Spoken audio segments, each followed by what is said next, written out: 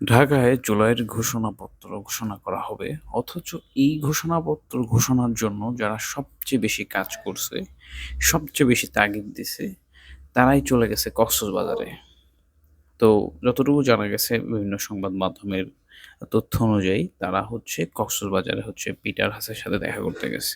যদিও তারা বলতেছে যে তারা মূলত হচ্ছে গিয়া দীর্ঘদিনের পদযাত্রায় ক্লান্ত হয়ে হচ্ছে গিয়া কক্সবাজারে একটু হচ্ছে গিয়া চিত্ত বিনোদনের জন্য গেছে।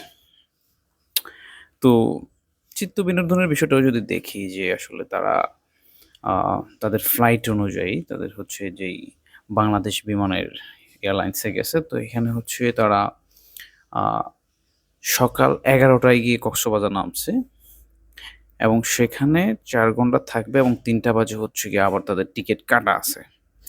তো এই ৪ ঘন্টা তারা চিত্ত বিনোদন করবে। এটা যদি বাংলাদেশে বলা হয় তাহলে কি কেউ বিশ্বাস করবে? মানুষ চিত্ত বিনোদনের জন্য তো যাবে হচ্ছে গিয়ে সময় নিয়ে, হয়তো ওয়াইফ নিয়ে, হয়তোবা খুব ক্লোজ কাউরে নিয়া।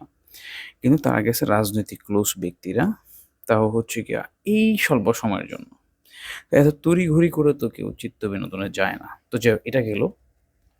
তো কক্সবাজারে ওনারা গেল যে, তো ওনারা যে হচ্ছে গিয়া এই যে আমরা দেখছি যে আ গত জুলাইয়ের পর থেকেই হচ্ছে গিয়া জুলাই ঘোষণাপত্রের জন্য এনসিপি যে নতুন দলটা আছে তারা হচ্ছে বিভিন্নভাবে আ বর্তমান যে ইউনূস সাহেব সরকার আছে তাদেরকে প্রেশারাইজ করা হইছে।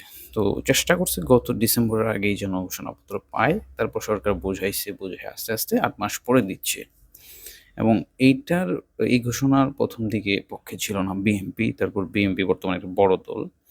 তারপর তারা বিভিন্ন কারণে ঘোষণাপত্রের পক্ষে আসে। কিন্তু যেদিন ঘোষণাপত্র দিবে, ঐদিন তারা গেছে পিটার হাসের সাথে দেখা করতে। এটা সংবাদ মাধ্যমের তথ্য, কিন্তু তারা সেটা অস্বীকার করতেছে যে নাসিরুদ্দিন পাটোয়ারি বলছে যে তারা হচ্ছে ঘোরার জন্য আসছে, এটা গুজব। কিন্তু আমরা বিভিন্ন আ টেলিভিশন, বিভিন্ন সংবাদ মাধ্যমের তথ্য মতে পেয়েছি যে এখানে পিটার হাসও ছিলেন। আ যুগান্তরের একটা নিউজে দেখলাম যে আ আ হচ্ছে একজন আ ওই যে হোটেলে উঠছে তারা, ওই হোটেলের জিজ্ঞেস করা হয়েছে স্টাফ একজনকে যে, "ওখানে কি পিটার হাস ছিলেন কিনা বা আসছেন কিনা?"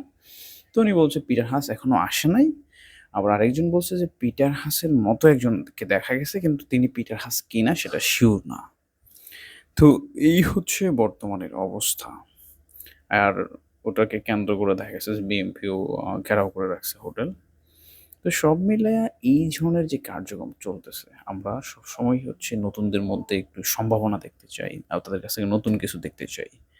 কিন্তু যদি মনে হয় যে তারা ভিতরে, ভিতরে অন্য কিছু করছে যেটা মানুষের মনে সন্দেহ তৈরি করবে। কেননা আমরা জানি যে আমেরিকা যেসব জায়গায় পা ফেলছে, আমেরিকা যেসব জায়গায় টাচ দিছে, পিটার হাস আমেরিকার এবং তিনি হচ্ছে একজন বিশাল কূটনৈতিক। উনি আগে বাংলাদেশে হচ্ছে অ্যাম্বাসেডর হিসেবে ছিলেন দীর্ঘদিন। এখন তিনি বিভিন্ন দেশে আসা যাওয়া করতেছে বিভিন্ন আমেরিকার বিভিন্ন স্বার্থ সংশ্লিষ্ট বিষয় নিয়ে। তো সেই আমেরিকা যে জায়গাতে পা ফেলছে, সেই আমেরিকা ওই দেশের ধ্বংস করে আসছে। আমেরিকা লিবিয়ারে ধ্বংস করছে, আমেরিকা হচ্ছে ইরাকটা ধ্বংস করছে, আমেরিকা সিরিয়াটা ধ্বংস করছে। এছাড়া আরো অনেক হিস্ট্রি আছে।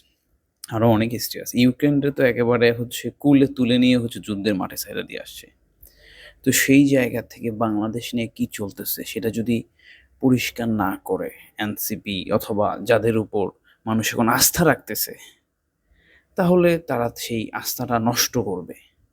সেই আ জায়গাটা হারাবে। তো আমরা চাইবো নতুন রাজনৈতিক দল হিসেবে, নতুন তারা রাজনীতি করতেছে হিসেবে তাদের জায়গাটা তারা ক্লিয়ার রাখবে।